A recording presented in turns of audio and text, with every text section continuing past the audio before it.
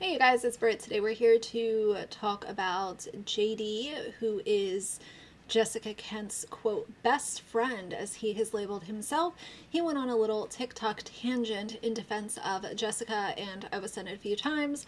I had a few thoughts, so I figured that today would make for a good video. I did think that it was a conversation piece, so if you're interested, please keep watching.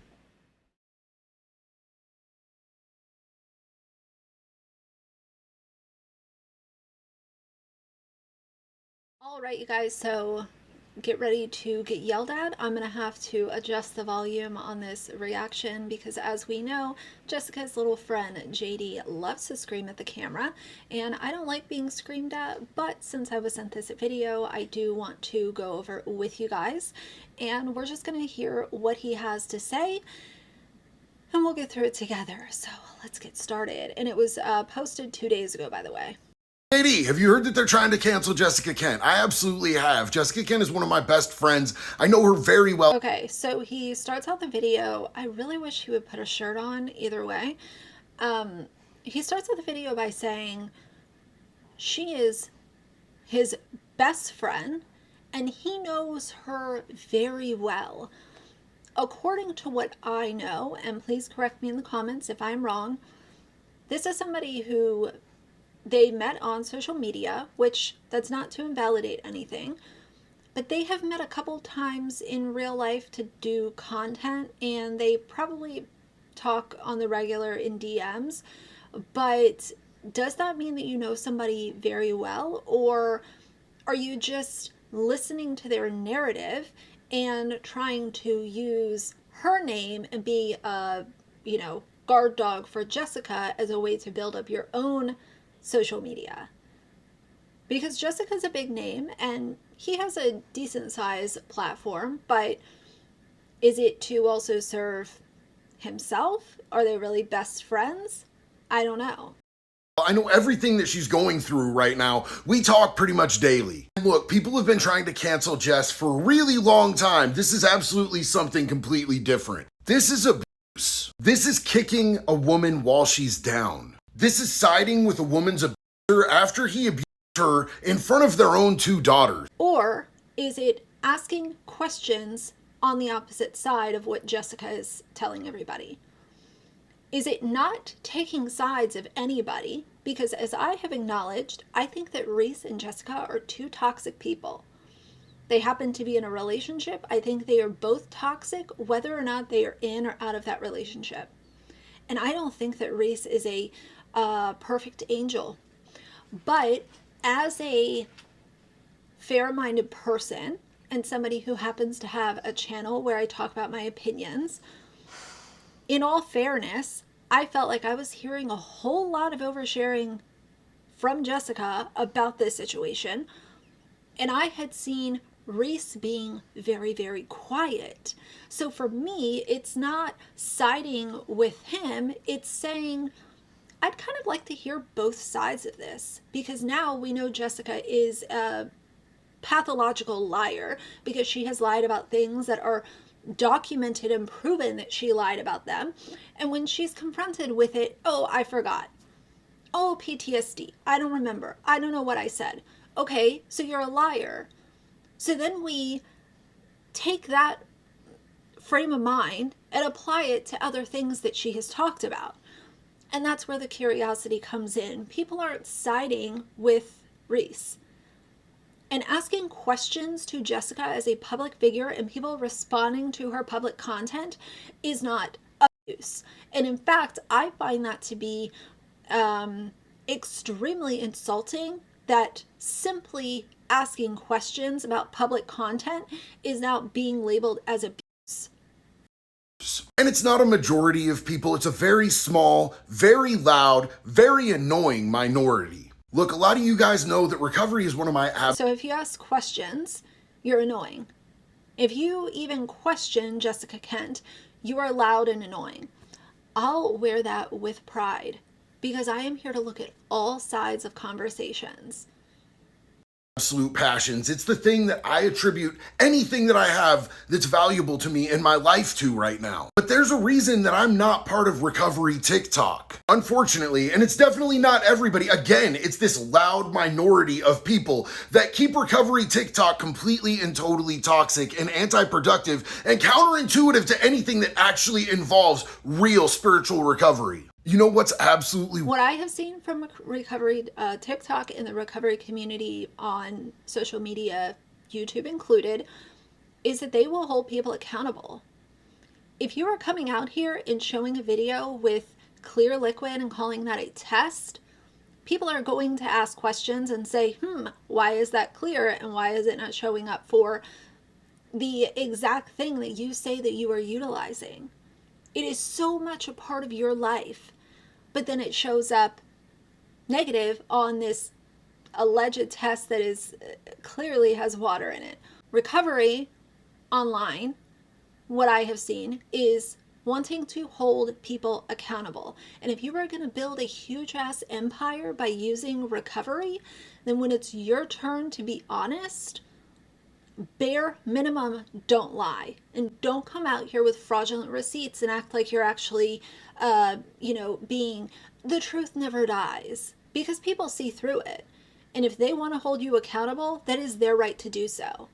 Wild to me is how much more supportive, kind, compassionate, and empathetic the people who are in prison TikTok are than the people who are in recovery TikTok. Which is crazy when you think about it, because everybody in recovery TikTok has the same goal, the same common enemy, and yet they keep bickering amongst each other and trying to pick each other's recoveries apart. It would be like a... Or they just don't want to be lied to. I don't know anything about prison, whatever, on social media. I've seen a little bit of this recovery stuff because of covering Jessica. Accountability is not creating toxicity. Calling out someone's lies when it's a very, very obvious lie is not toxicity. It's accountability. Call it what it is.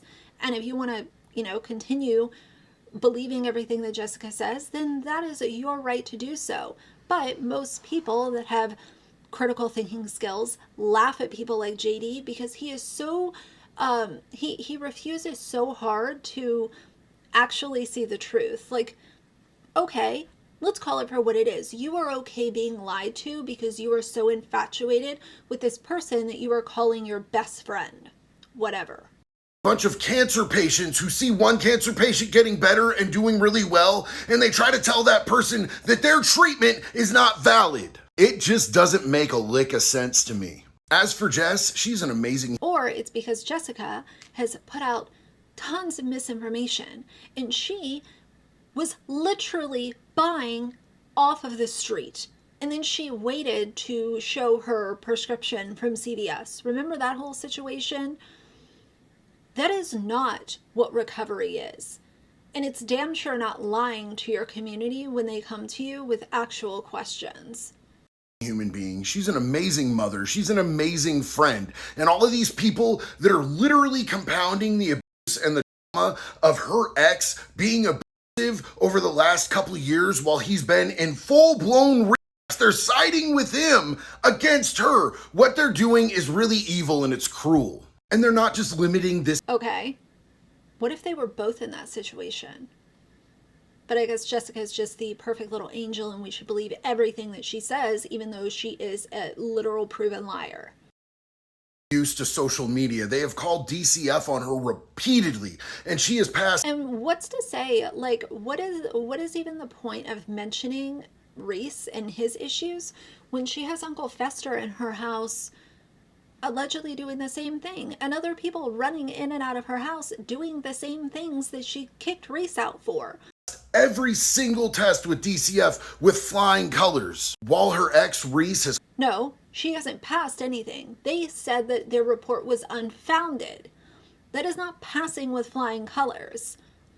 And let's go back to that mysterious clear liquid that I call water. That is not passing with flying colors. Called the police on her over and over and over again, knowing that she has trauma around the police. They keep showing up because he keeps... And Jessica has done the same exact thing to him, knowing that he has PTSD and severe mental illness, and lasting effects from being in Afghanistan and all of the things that he did with, the army. So let's not try to act like one's doing it to one and she's not doing it back to him. She literally sent a stranger to Reese's house at 1 o'clock in the morning to antagonize him. Authorities got involved. It was antagonizing to him. They keep showing up because he keeps calling, and they keep leaving because she's done nothing wrong. But he's facing several different charges from multiple cases in multiple states right now. That's who you guys are siding with? Really? Look, before me and my wife ever met, she was in an marriage for 15 years, and the same stuff that Reese and the people that are siding with Reese are doing as case in point, the same type of did to her. And it doesn't have to be physical to be abuse, although Reese absolutely has physically abused her in front of their children. And now a very small group of very small people have sided with him and have decided that they're going to try to make her life miserable, and she's getting through it like a champ. This one's for you, sis. I'm proud of you. Keep going. I don't see most people siding with him. I see people being curious about both sides of the story. That's all I see. So JD can continue to ride her coattails and believe everything she says. That's all good. But he can't even stick to the facts and acknowledge what Jessica's role in all of this has been, according to her own words and her own content. Listen, all that we're doing is reacting to what she says, what she is putting out there, and pulling her card. And if somebody wants to say that that is toxic or using someone who has been abused, I don't know what to even tell you with that, because if you don't want people to have an opinion about it, keep it off the internet. Jessica made all of this public, and we have talked about it as a community. The recovery community has tried to hold her accountable. She has come back and produced more lies, more fake receipts, and then she gets called on those and acts like people are trying to cancel her. So nevertheless, what a mess. But either way, I figured since JD wanted to scream his message from the chair that he was sitting in, we would talk about it today. I know that some of y'all are tired of hearing about Jessica Kent, so I have kind of reeled in my content about her, but I also know that some of you are still interested. So look, I'm always here trying to kind of sit in the middle and give people what they want, but nevertheless, yeah, that's it for now. So if you like the video, please leave a like and a comment. And if you'd like to see more from me in the future, please subscribe. I'll see you guys soon. Bye.